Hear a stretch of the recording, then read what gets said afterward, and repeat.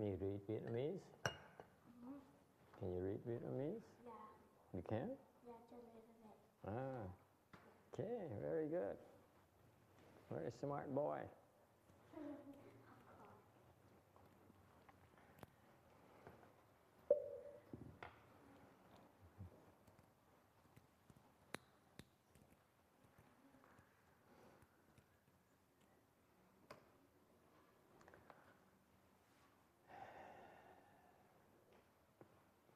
Good morning, everyone. Chào quý vị. Time flies so quickly. I've been teaching Chan for 8 years now. Thì đây giờ thiền là 8 năm rồi. Qua rất là lẹ. And I ask myself, why làm chuyện này làm gì? My students are have very good levels. Học trò thầy trình độ khá cao. And they can guide you on how to practice chant. Họ có thể giúp quý vị, hướng dẫn quý vị thiền. But so in essence, I have I could back out and let them take over. Thầy có thể nghĩ để cho họ làm, because they know a lot about chant, họ hiểu thiền. They begin to understand a lot about chant now. But I still want to do this, nhưng thầy muốn tiếp tục dạy như thế, because I'm doing something that they cannot. Thầy làm cái này mà họ làm không được. My objective in teaching chant, mục tiêu thầy khi mà dạy thiền is in order to help you improve. Tôi muốn giúp quý vị tiến bộ. What is improvement? Tiến bộ là cái gì? Improvements, the first thing that you will notice when you improve. Thứ nhất, quý vị, cái mà việc đầu tiên khi quý vị thấy mình tiến bộ is I usually we chant people summarize it as Samadhi power, thiền tông, gọi là cái định lực. We like to help you increase I like to help you increase your Samadhi power, the concentration power. Thì muốn giúp quý vị tăng trưởng cái định lực của quý vị. Okay.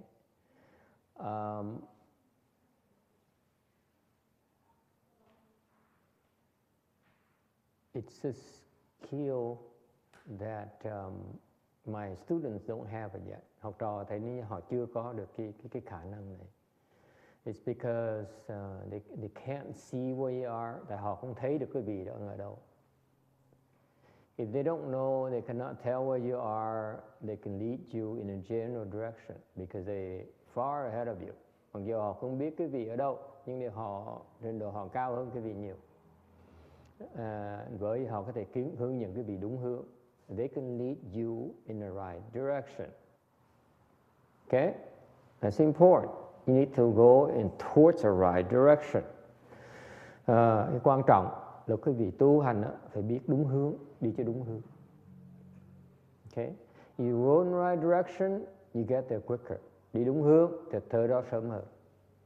Okay? I'm a little bit more precise than they are. Thầy biết rõ hơn họ tí xíu. Because I know where you are, I can spot where you are, and I know what it takes to bring you to the next level. Thầy biết cái vị đang ở đâu, và cái vị thầy biết cái muốn giúp cái vị tiến bộ thì phải cần làm cái gì, cái vị cần làm cái gì. Okay. For those of you who have not do not have Samadhi power yet, những người mà chưa đắc được định, I sure would like you, I sure hope that you stick it out until you enter at least first dhyana. Thì hy vọng quý vị tới đều. Okay. Attend the class regularly until you reach first dhyana, cho tới khi quý vị đắc được sơ thiền. Okay. Because once you enter first dhyana, you say, wow, it's wonderful, and all the hard work is well worth it. Khi quý vị đắc được sơ thiền rồi thì quý vị sẽ thấy rằng là nó cảnh giới rất là tuyệt vời, mà quý vị cảm thấy ra những cái khó khăn, trở ngại, khổ sở, đau chân đau lưng đó là xứng đáng. It's really worth it, well worth it. I notice many of you, quite a few of you have samadhi power already. Rất nhiều người, thầy để ý trong lớp này đã có định lực rồi. And for various reasons you have developed samadhi power. Cái định lực có thể phát triển từ nhiều cái phương pháp khác nhau. But you need a proper foundation to keep on building on top of it. Nên quý vị phải cần cái nền tảng đúng để mà xây, tiếp tục mà phát triển nó. Okay? Many students, many meditation students, many meditation teachers, rất nhiều người học thiền, thiền sinh, rất nhiều người thầy dạy thiền, they're stuck or became, and they don't even realize it. They can practice meditation for 30 or 40 years, and they still don't make progress. I'm referring to the so-called meditation experts. Thầy biết có nhiều người thầy dạy thiền từ lâu năm rồi mà họ tiến bộ không được.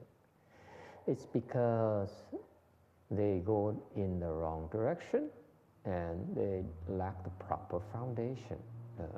Tại vì họ đi trật hướng và họ không có cái căn bản để mà tiến bộ. Yes. How do we know when we enter the dhyana? How do I know when I've entered the first one and when I've entered the second? Or higher, yes. When I first entered dhyana, something like, let's see, actually 20 years ago, the first time. Lần đầu tiên, thầy hỏi là làm sao biết mình vào nhập định. Thầy nói, thầy nhập định lần đầu tiên 20 năm trước, 20 years ago. I didn't even know. I didn't realize it was in first dhyana.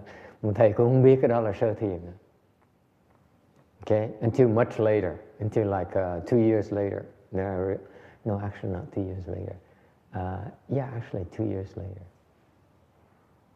Year and a half to 2 years later, approximately 2 years later, and I realized it was samadhi. 2 năm sau thì mình biết cái đó là cái thiền. So how do I know?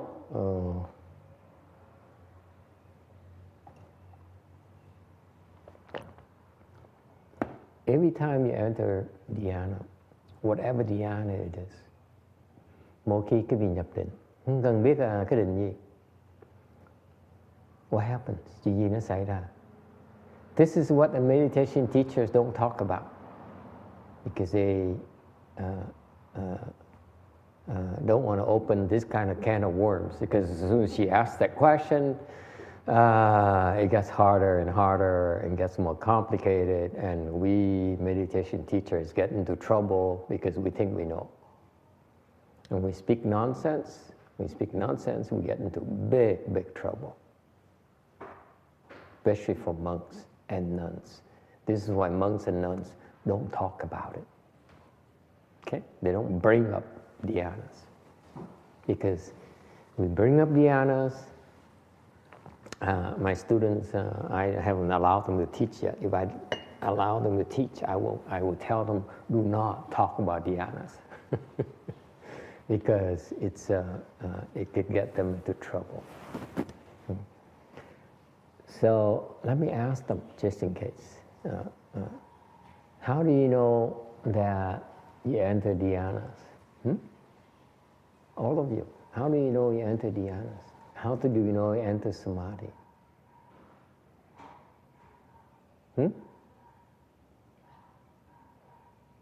The young man who has a lot of questions, do you know, sir? He's ignoring me now. We talk about dhyana, he has no interest in. How do you know? Anyone?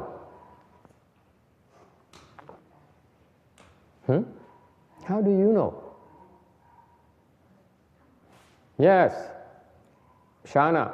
You told us not to think about it. You told us not to think about it. Nói là thầy đi dạy quý vị đừng có nghĩ tới. That's right. Yes. How do you know?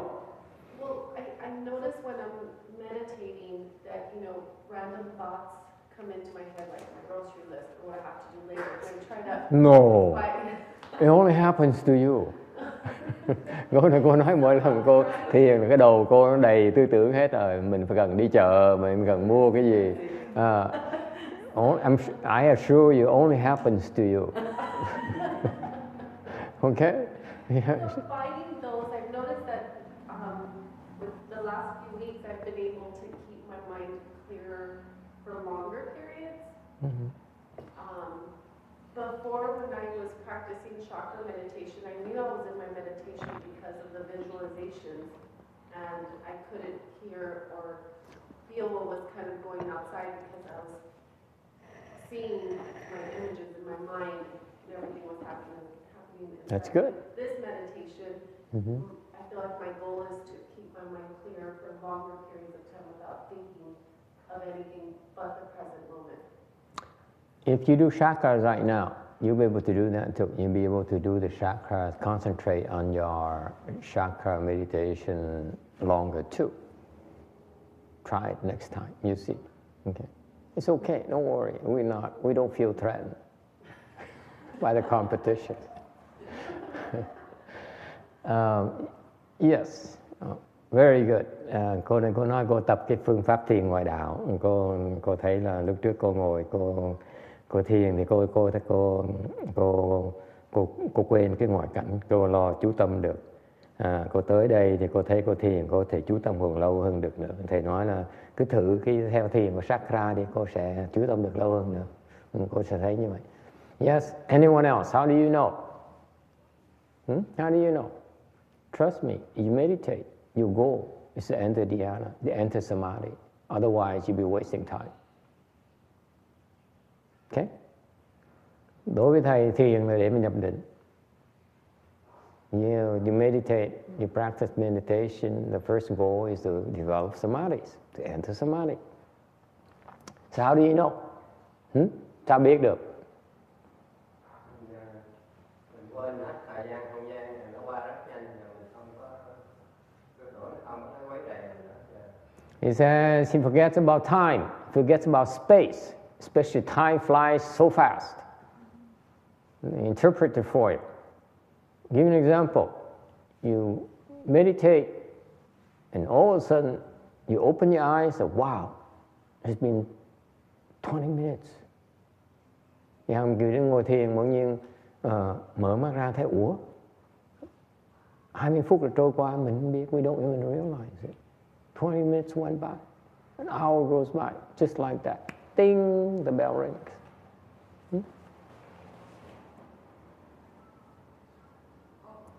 Yes. I don't even know if I reach first dhyana. No, you're beyond. What I noticed is that there is a detachment of daily life. There was a detachment of a lot of things that Very good. before I perceived that I needed, and then all of a sudden I just became like a reaction of very good. Thank you for bringing it up. This is the second thing about entering samadhi. Okay, and you improve. Cái là cái phần thứ nhì mà quý vị thấy quý vị đang tiến bộ. You see the boy is so happy. Look at that. See, that's happiness, right? Yes, sir. How do you know? Think about it. Yes. Are we talking about entering samadhi state, or are we talking about going into... When you're this samadhi level, let's say you're 0, you go to 1, 1 you go to 2, 2 to 3, and so on. When you make a leap, okay, when you improve, what happens? Yes. You die. That's right. Partially. Correct. Very good. Original. This boy is original. Very good. I like it. Cái cậu bé còn nói là mỗi lần mà thầy mới tiến bộ từ cái định lực này tới cái tầng sau là thầy chết một tí thì nó đúng. Nó đúng, hoàn toàn đúng. Oh, excellent. Very original. Yes. Anyone else? Yes. I had, when you mentioned that I entered second dhyana before, Did I say that? I was wrong. I'm kidding. and then I didn't know at the time. Because people say that I certify people entering second or third dhyana. That's not right because I'm showing off. I say, if I were to show off, why do I tell you about second and third dhyana? Gee, that's too low. Excuse me. If I want to show off, I would not talk about second and third dhyana. But that's why I rest my case. I wasn't showing off. Có người nói với thầy á, đăng trên mạng đó là ông thầy này dám chứng nhận người ta, thừa nhận người ta được nhị thiền, tam thiền, là ông thầy này người tu hành không đàng hoàng. Nói có ý nói dụ nguội là ông thầy này khoe khoang. Tại người biết không bao giờ nói chuyện đó. Thầy nói nếu mình khoe khoang á, thì thầy nói khoe khoang, thầy khoe khoang cái nhị thiền, tam thiền làm cái gì? Thầy nói khoe khoang trình độ cao hơn mới khoe khoang, trình độ thấp là tệ, nhị thiền, tam thiền nói làm cái gì? Yes. Continue, please. So I didn't know before you said it, and then after you said, I sat in the meditation, Uh-huh. and then it's like the whole thing changes. Like I was feeling at ease. It was like different kind of peace. I don't know how to describe this. It's like body feels lighter. Meditation was a little easier than before. The second very important factor the reason I keep on teaching you, even a small handful of people, it's not about quantity, it's quality. It's because every time you improve, mỗi lần quý vị tiến bộ, here's what happens to you. Your body becomes healthier. Cái sức khỏe quý vị nó tăng triển. You become less stressed out. Quý vị bớt cái tinh thần căng thẳng. Sound familiar? You're healthier, you're less stressed out. Your stamina increase, cái sức quý vị sung sức hơn. Okay? And, yes? So when you enter a Samadhi, it's not only a meditation, then it transfers over, like if you're in the first dhyana, it transfers over into your, like when you're awake. Yes. Still in Yes. that. Physically, your body changes. It gets healthier. Okay? That's interesting. I'm going to mention a comment that Peter said last time. He said that he craves broccoli, and I've noticed that There you go, his secret. more vegetables too. Yeah, so it's true. Your body tends to crave more of the natural stuff versus the unnatural or unhealthy things. So that's what I've noticed in the last few weeks that I've been coming here for the last. Yeah, your body rejects, it doesn't like toxins anymore. It naturally rejects things that are toxic to you. Có người nói là từ khi cái ông này ông tới học thiền với chùa, ông nhiều thích ăn đồ ăn rau cỏ nó nhiều hơn. Tại sao? Cái cơ thể mình một khi mà cơ thể cái việc tiến bộ thì lên cái định lực nó lên, thì cơ thể mình nó khỏe hơn, mình sung sức hơn, tinh thần nó bớt căng thẳng hơn, thì lúc đó người cái gì nó thay đổi, cái cơ thể nó thay đổi, nó lành mạnh, nó khỏe mạnh hơn. Not only is your body healthier, your mind is healthier. You feel happier. You feel lighter. Let me translate it for you. You drop a few things. Vì xả được nhiều. You notice that? You're not as angry as before. Cứ bị bớt giận.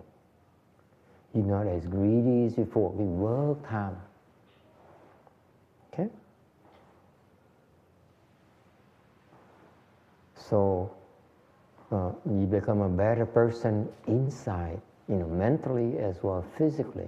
Cái việc tiến bộ như vậy đó, thì cái cách chúng ta tu đó là khiến cái cơ thể cái vị nó khỏe hơn, và cái tâm cái vị nó lành mạnh hơn.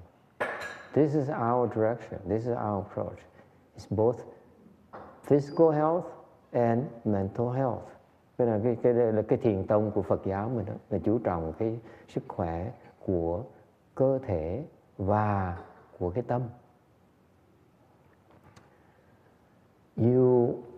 The mental health is important. Cái sức khỏe của tinh thần nó quan trọng.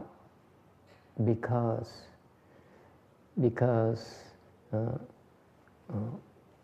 the mental health requires a proper foundation.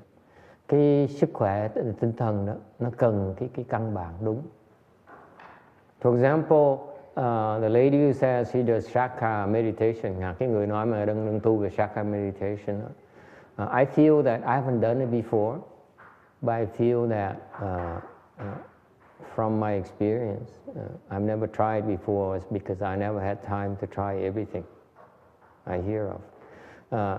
Thầy chưa thử cái phương pháp thiền chakra, tại vì thầy không có thì giờ. I mean, the things I'm practicing, I don't even have time to practice them. The methods, the various things I know, I've been transmitted. I really don't have time to practice them all. That's why the Buddhist practice, I don't even have time to practice, let alone practice non-Buddhist things. Những phương pháp bên thiền tông, bên nhà Phật đó, là thầy học được, thầy chưa có đủ thì giờ mà tu luyện. Huống gì mà bỏ thì giờ tu mấy pháp môn ngoại đạo. You know, like I don't have time to practice Tai Chi or Qigong or chakras and all the other practices. Even Shaolin, the martial arts, in the Buddhist martial arts, I don't have time to practice that. Hạng như bên luyện tài chi, luyện khí công rồi nọ, thì muốn luyện lắm, thì không có thì giờ. Hạng như luyện võ lâm, thiếu lâm thì không có thì giờ. Even là Shaolin martial arts, I love to learn. When I was younger, I loved martial arts. I love how to play with swords, hồi đó and throw knives, hồi đó là thích mua kiếm, là quăng dao lắm. Okay, and shoot at animals, go hunting, họ đi săn. Okay. Now I don't even have time for giờ, không có thì giờ nữa luôn. Okay. So it's because there's so many things. But however, mặc dù thầy không có thì giờ tu mấy pháp môn đó, but how do I know that my time is not well spent doing those things? Thầy phải chọn, because I'm so busy. I need to choose judiciously. I know that I don't want to invest time doing chakra meditation or Shaolin martial arts. Thầy không muốn bỏ thì giờ đi tu chakra với lại thiếu lâm chẳng hạn. It's because I don't have a teacher. Vì thầy không có thầy. I look at a teacher. Who's going to teach me? Thầy nhìn tới người thầy đang dạy thầy, you see? If I look at a chakra teacher, I look at all the I know, I believe that I feel that I have to use these words properly, because my editors are saying I often use make sweeping statement that it's sometimes not defensible, or sometimes I don't care to defend myself, but it tends not to be helpful to you. When I practice, to put it simply, I look for a teacher, a guide who's going to see how far he or she can take me. Okay? Thầy tu cái gì, thầy luyện cái gì, thầy phải nhìn tới cái người mà hướng dẫn đạo viên đó, người đàn ông đàn bà đó, thầy dẫn thầy tới bao xa. If I learn drawing, I want to see what is your level of attainment. I want to get a PhD in whatever. I want to see the kind of my mentor, what his attainment, right? Thầy muốn học ra cái bằng, thầy muốn coi từ người thầy, người sư phụ thầy là cái cống hiến ngài, cái sự thành công trong cái nghề của ông đó nó tới chừng nào, right? That's my style. I go for the best that I can afford, I can get, okay? And so I feel that as chakra teachers, I have yet to see one that I would be interested in taking. a class from. Similarly, I've seen quite a few, on TV at least, quite a few Shaolin monks. They're very high, they're very good. But I wouldn't be interested in learning from them. Thầy cũng như thầy thấy nhiều nhiều cái thầy tu Thiếu Lâm, mà thầy cũng thấy những người đó thầy cũng muốn học. Okay, you know, on the TV there's a Shaolin monk. Có một trên TV có cái ông thầy kia, ông nhà sư kia. He says he takes a broken piece of glass. Thấy một bể, lấy một cái miếng gương bể. He breaks it, you know, he breaks the glass, picks up a broken piece, corner. Okay, it has sharp corners. He takes his finger like this, and he goes like this, and it becomes dust. Bốc lên một cái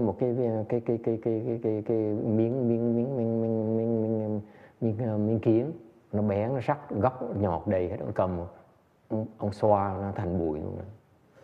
He calls that Vajra finger, Vajra fist or whatever, okay? I forgot the name, what he called it. It's Chinese, the monk is Chinese, so I'm sure the English translation cannot be that good. Because, so they have, the Shaolin have certain things that they have, you know, like, you have steel skin. Where they hit you, they cannot hurt you. Okay? They cannot hurt you at all. Bên Thiếu Lâm có loại là thiết bì, cái võ công là thiết bì. Cứ đánh vào không được. Đánh vào là không thể nào mà đả thương người ta được. Okay? Things like that. And it sounds good. But I look at the actual teacher and say, no. I don't want to learn that from you because you can't take me far enough. Okay. Thầy muốn học là tại vì thấy trình độ họ đạt tới vẫn chưa được cao lắm. Okay. Yes.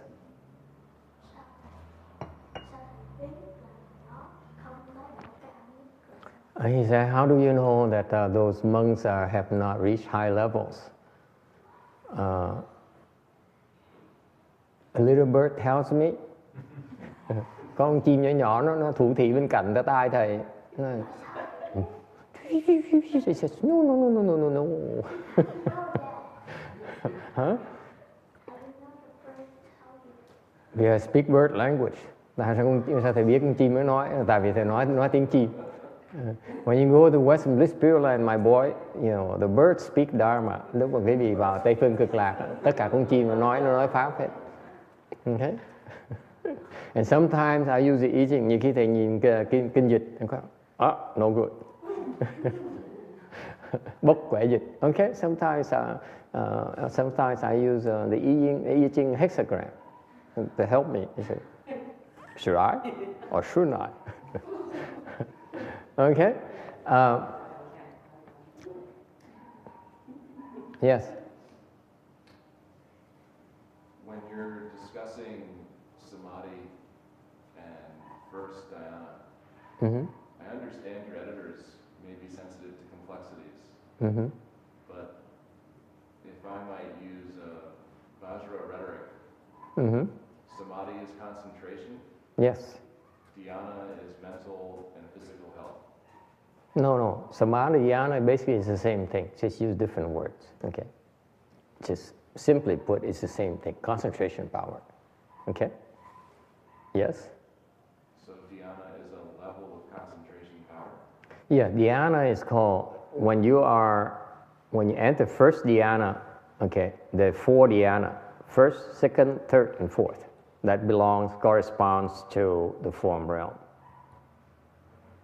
Our realm right now, desire realm. It's called desire realm because we have plenty of desires. Sexual desires for food, desire for broccoli, desire, for money, all those things. Okay? It's called desire realm for that reason. We want so many things, right? That torment you all day long. Okay? You're not supposed to think about it. You still think about her. Okay? That's called desire. Okay? So for you, when you escape desire realm, you go into the form realm. Okay, the first level of form realm is first dhyana. Second level is second dhyana. Third and fourth. That's why there are 4 dhyanas in the form realm.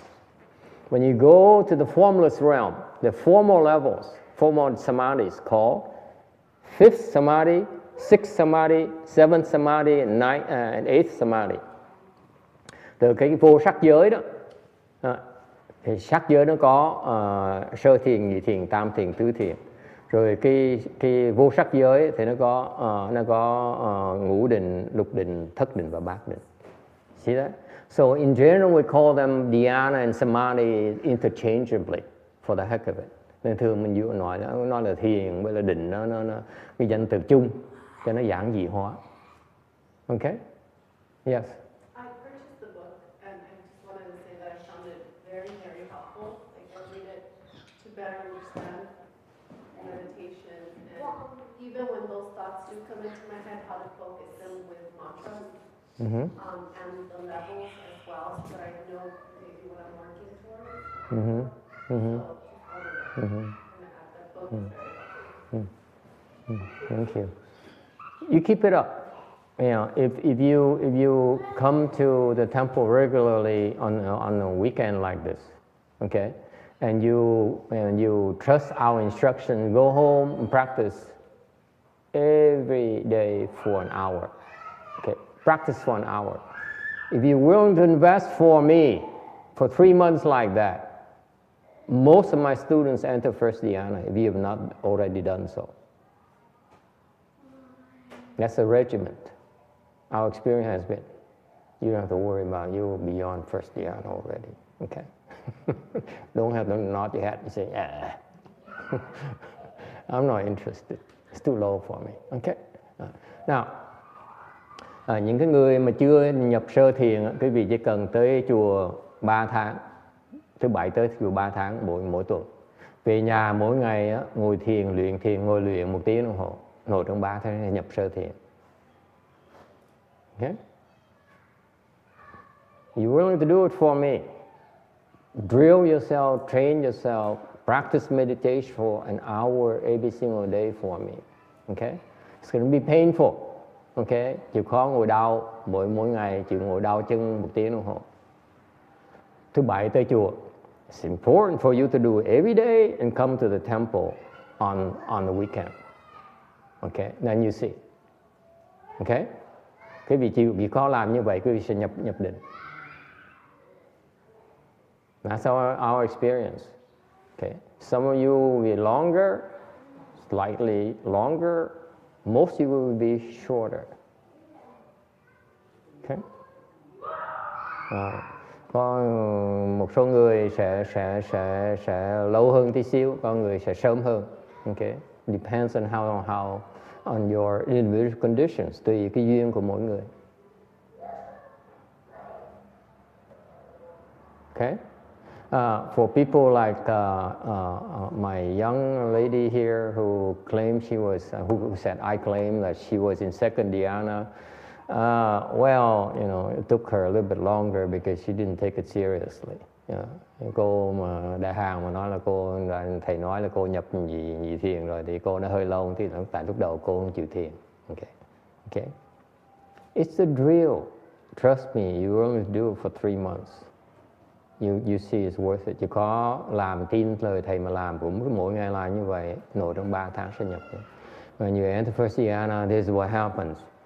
You know you enter first dhyana because your mind blanks out. All the thoughts disappear. There's nothing there. Cái vì nhập định được là tại vì biết được cái đầu mình nó trống. Your mind blanks out. There's no more thoughts.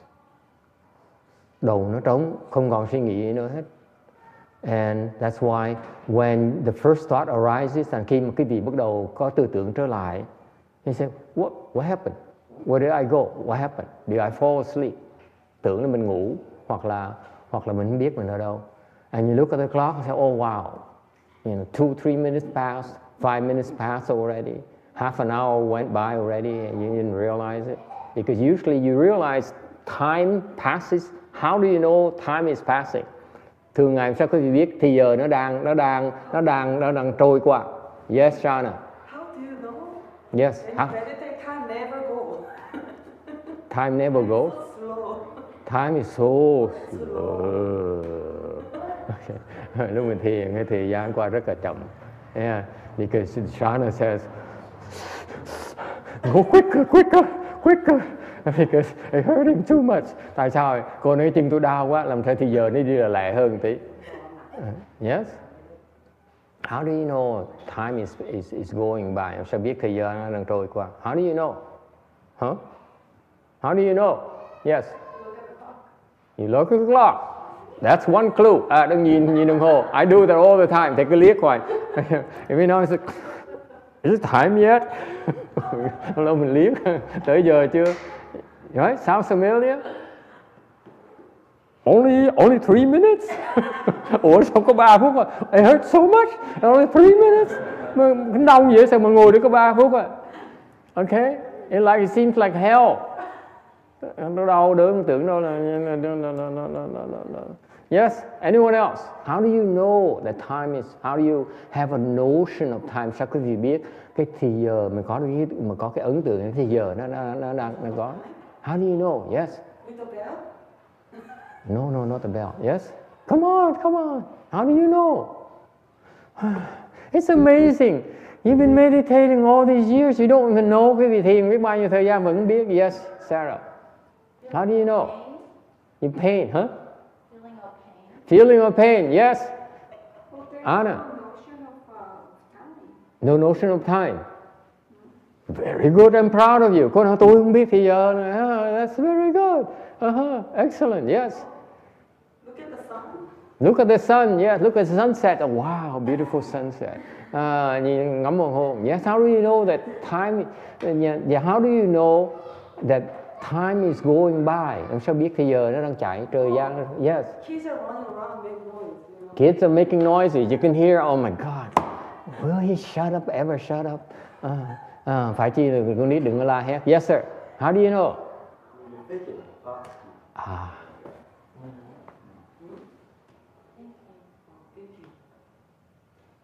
Thinking takes time, right? Let me think. What should I buy when I stop by Ralph's? Okay? Right? Time is going by as you think. That's how you know that you're not in Samadhi. See that? Quý vị thấy, quý vị biết mình không nhập định because tại vì mình đang suy nghĩ. As long as you still have thoughts in your mind, you're not in Samadhi. Quý vị đang còn suy nghĩ là quý vị chưa nhập định.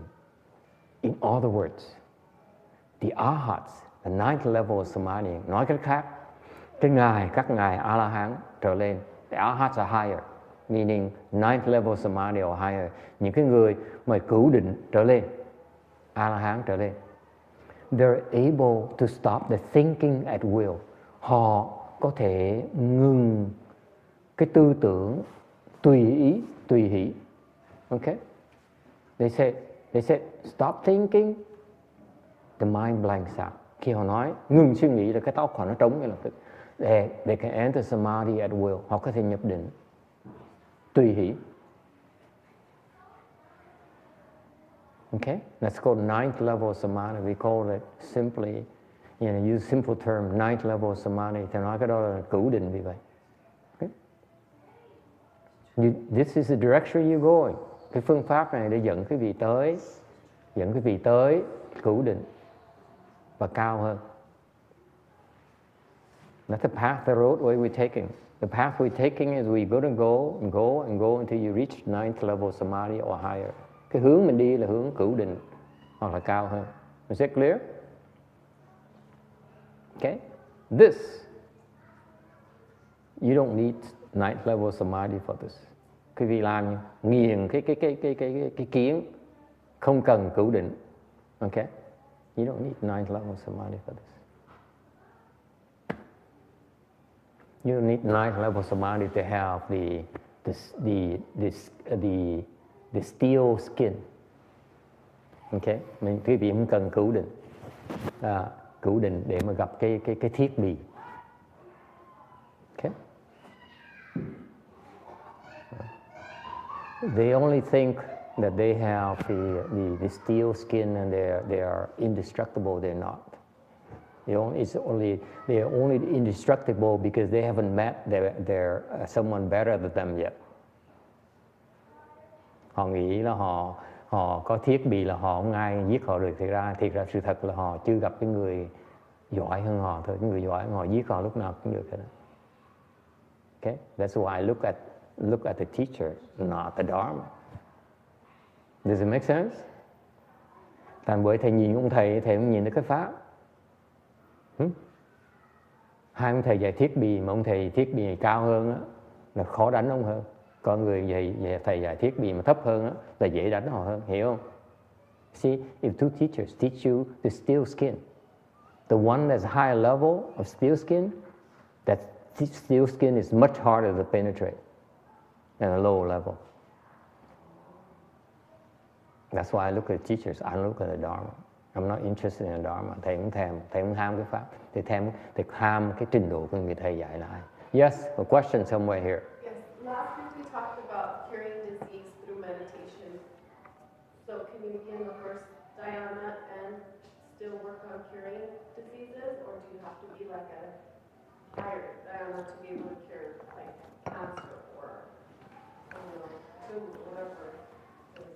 When you meditate, you're healing yourself already. Lúc quý vị thiền, quý vị đang tự chữa bệnh. Meditation is self-healing. Thiền là tự chữa bệnh. And if you enter Samadhi mà quý vị nhập định, then you are getting rid of a significant number of illnesses that you had before. Mỗi lần quý vị nhập định như vậy, là quý vị tăng cái định lực thì quý vị đã trừ một số bệnh rất là nhiều. Okay? So personally, I've been meditating for 20 years now. Thầy tu thiền 20 năm rồi. My body is getting older. Cái cơ thể nó già hơn. My hair is grayer. Tóc nó bạc hơn. And fewer of them. Nó bớt, nó hói hơn nữa. Okay, all these worries, all these stress are taking a toll on the physical body. Okay, cái cơ thể nó già. Okay, and that's the nature of human existence. Cơ thể con người như vậy đó. The body is supposed to deteriorate. Okay, but I assure you, I'm a lot healthier than before. Mặc dù như vậy, người thấy nó khỏe hơn lúc trước. I'm much healthier. I have much more energy than before. They có nhiều sức hơn lúc trước. Yes, I can't bend anymore. Yes, I have arthritis and so on, you know. And yes, I complain as much as before, but I'm grouchier than before. But you get healthier. You know, all my students. Mà học trò thầy cũng vậy. I noticed they're getting healthy. Học trò thầy, mấy người tu sĩ họ khỏe mạnh hơn. They're losing weight. Họ mà xuống cân. Yes. That is something I've noticed more than anything else lately. Is my appetite is quarter of what it had been 2 weeks ago. Why is that?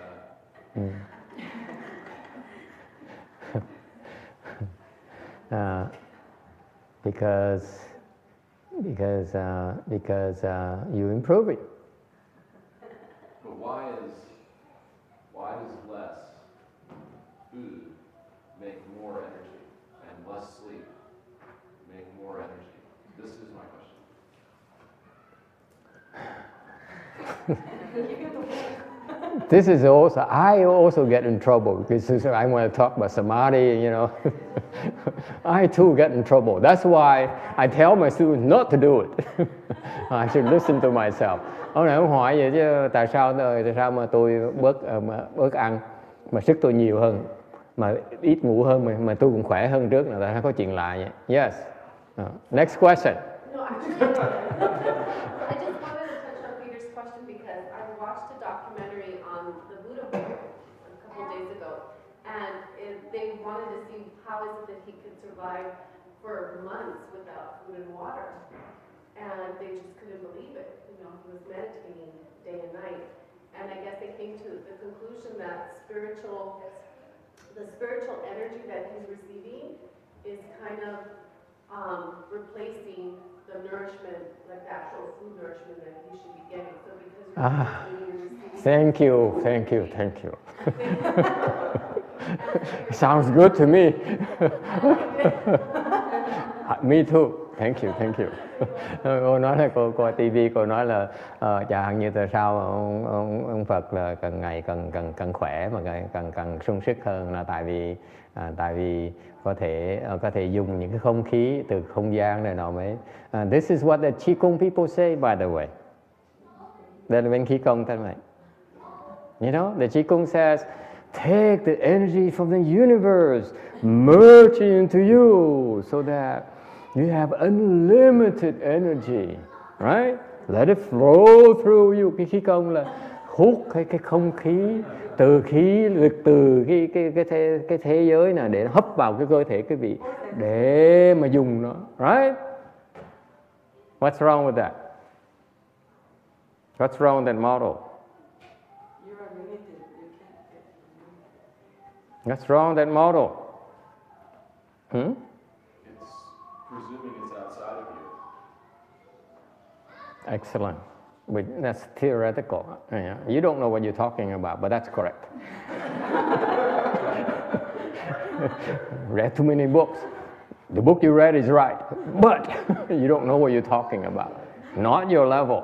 Okay? Ông này nói là the first thing you learn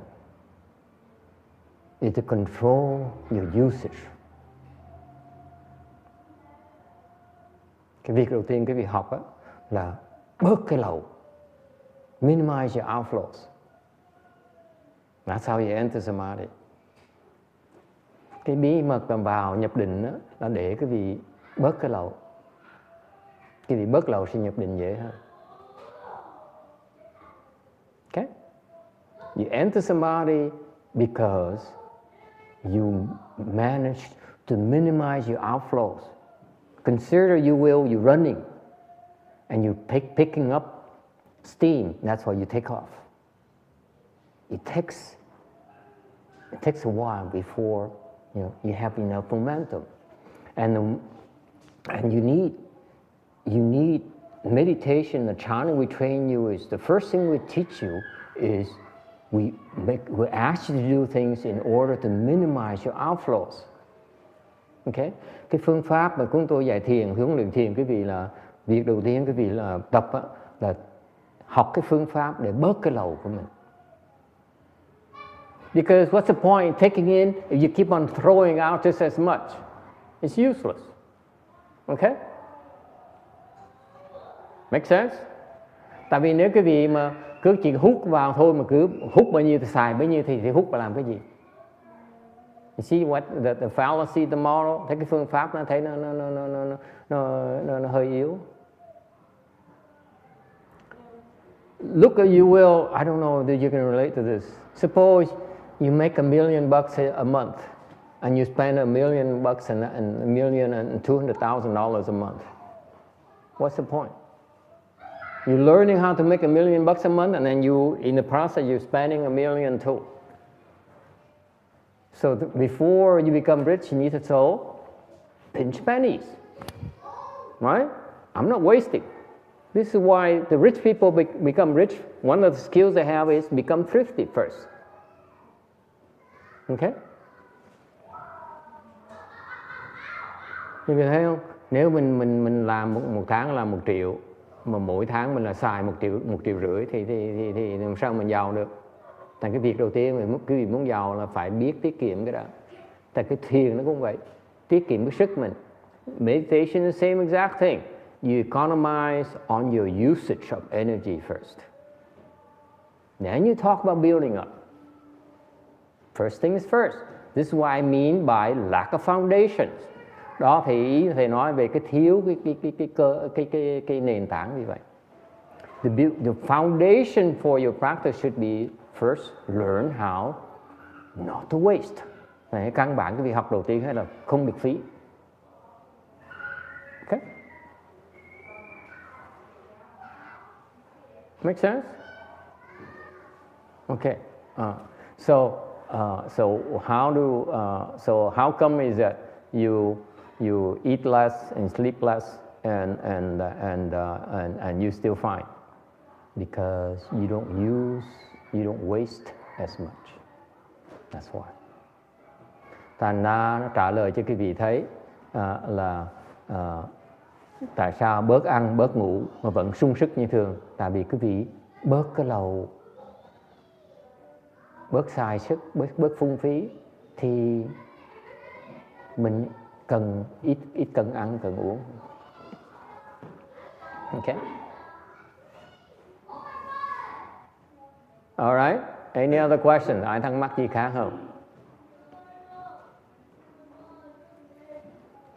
If you have no questions, we can go to lunch. Nếu ai có thắc mắc mình có thể đi ăn trưa. But that way I don't need to talk about samadhis anymore. Để thầy khỏi cần nói về cái định.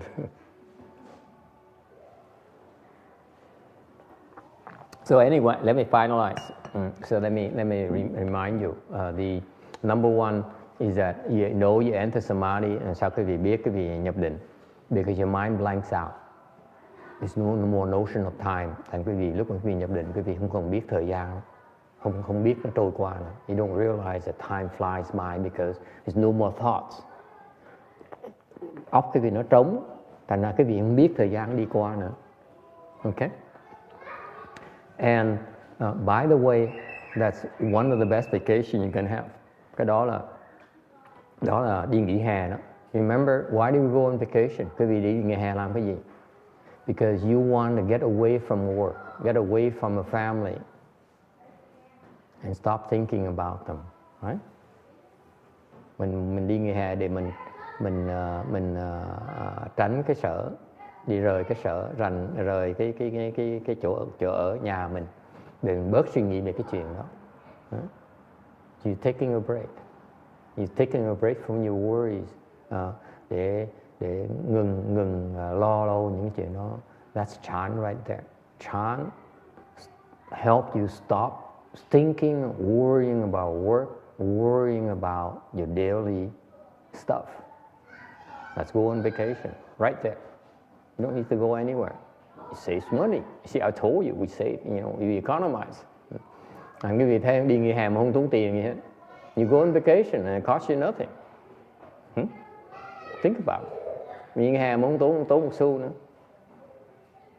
All right. So there's no time and there's no notion on time. Number two, chuyện thứ nhì. Okay. You have a burst of energy. Của mình quý vị sung sức dễ sợ lắm. You're not tired. You can do more. Okay.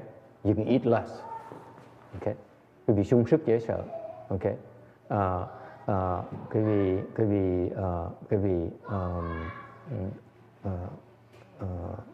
có thể làm nhiều hơn, mặc dù ít ăn hơn, ít ngủ hơn. Okay. It lasts for a while. Nó có một thời gian, cái lực đó nó có thể xài một thời gian, and then it goes away. Và lúc đó nó biến mất. Sounds familiar? Have you experienced that before? Raise your hand. Người nào đã có cái cảnh giới giơ tay thầy coi. Raise your hand. Let me see. Okay, we are the only ones here. All right. And then what remains? Sau khi cái vị nhập định rồi, what remains is that your head is clear. Cái đầu cái vị nó trống. And you're able to let go a lot of attachments. và quý vị bớt chấp trước.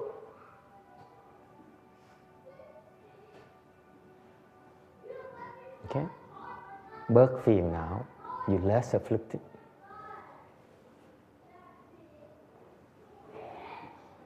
Okay? And usually, I don't know you're interested in this, you lose a little bit of weight. Because weight is part of your attachments. You know that? Và thường thường quý vị sẽ xuống cân một tí. Tại cái cân mình đó, là cái chấp trước của mình. Mình nặng cân là chấp trước của mình.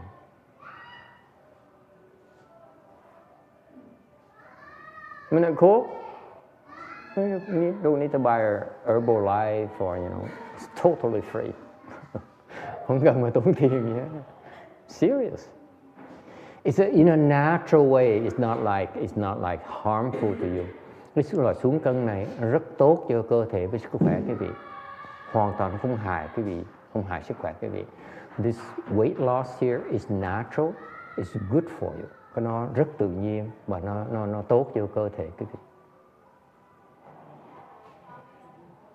Okay.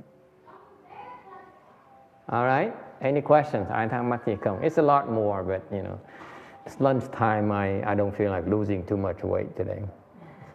Ngày hôm nay thầy có thể còn nói nhiều nữa, nhưng để thầy nói sơ thôi, ngừng lại tại tới giờ ăn trưa rồi, không ăn trưa sẽ xuống ký.